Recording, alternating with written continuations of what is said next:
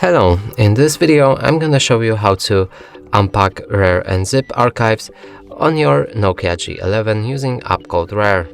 So in order to do this, we'll need to have this app installed, and we've shown you how to do it in our other video. Now we'll need to locate the files that we want to unpack, and mine are located in DCIM and then camera.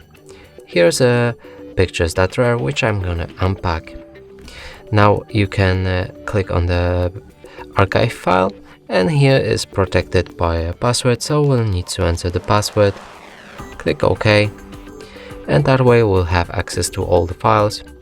Now we can simply click on this arrow pointing up, and that way we'll unpack every file in this archive, or select each specific file if you want to unpack maybe just one.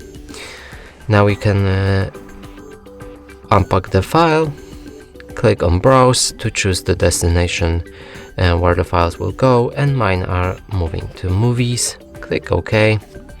Here you can change to ask before overwrite without prompt, skip existing files options.